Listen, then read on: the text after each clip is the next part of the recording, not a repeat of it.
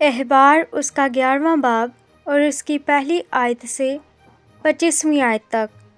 پھر خداوند نے موسیٰ اور ہارون سے کہا، تم بنی اسرائیل سے کہو کہ زمین کے سب حیوانات میں سے جن جانوروں کو تم کھا سکتے ہو وہ یہ ہیں، جانوروں میں جن کے پاؤں الگ اور چیرے ہوئے ہیں اور وہ جگالی کرتے ہیں،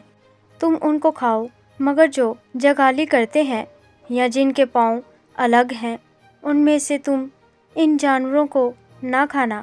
یعنی اونٹ کو، کیونکہ وہ جگالی کرتا ہے پر اس کے پاؤں الگ نہیں، سو وہ تمہارے لیے ناپاک ہے،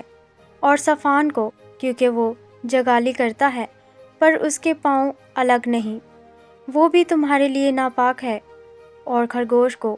کیونکہ وہ جگالی تو کرتا ہے پر اس کے پاؤں الگ نہیں، وہ بھی تمہارے لیے ناپاک ہے، اور سور کو، کیونکہ اس کے پاؤں الگ اور چیرے ہوئے ہیں پر وہ جگالی نہیں کرتا، وہ بھی تمہارے لیے ناپاک ہے، تم ان کا گوشت نہ کھانا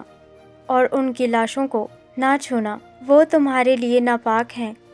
جو جانور پانی میں رہتے ہیں ان میں سے تم ان کو کھانا، یعنی سمندروں اور دریاؤں وغیرہ کے جانوروں میں جن کے پر اور چھلکے ہوں تم انہیں کھاؤ، لیکن وہ سب جاندار جو پانی میں، یعنی سمندروں اور دریاؤں وغیرہ میں چلتے پھرتے اور رہتے ہیں لیکن ان کے پر اور چھلکے نہیں ہوتے، وہ تمہارے لیے مکروہ ہیں، اور وہ تمہارے لیے مکروہ ہی رہیں۔ تم ان کا گوشت نہ کھانا اور ان کی لاشوں سے کراہت کرنا۔ پانی کے جس کسی جاندار کے نہ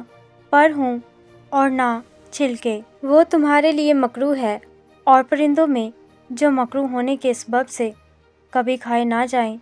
اور جن سے تمہیں کراہت کرنا ہے، سو یہ ہیں عقاب اور استخوان خور اور لگڑ اور چیل اور ہر قسم کا باز اور ہر قسم کے کوے اور شتر مرغ اور چغد اور ککل اور ہر قسم کے شاہین اور بوم اور ہر گیلا اور الو اور کاز اور حفاصل اور گدھ اور لک لک اور سب قسم کے بگلے اور ہد ہد اور چمگادڑ اور سب پردار رینگنے والے جاندار جتنے 4 پاؤں کے بل چلتے ہیں وہ تمہارے لیے مکروہ ہیں، مگر پردار رینگنے والے جانداروں میں سے جو 4 پاؤں کے بل چلتے ہیں تم ان جانداروں کو کھا سکتے ہو جن کے زمین کے اوپر کودنے پھاندنے کو پاؤں کے اوپر ٹانگیں ہوتی ہیں، وہ جنہیں تم کھا سکتے ہو یہ ہیں ہر قسم کی ٹڈی، ہر قسم کا سلعام اور ہر قسم کا جنگر اور ہر قسم کا ٹڈا، پر سب پردار رینگنے والے جاندار جن کے 4 پاؤں ہیں وہ تمہارے لیے مکروہ ہیں، اور ان سے تم ناپاک ٹھہرو گے۔ جو کوئی ان میں سے کسی کی لاش کو چھوئے وہ شام تک ناپاک رہے گا، اور جو کوئی ان کی لاش میں سے کچھ بھی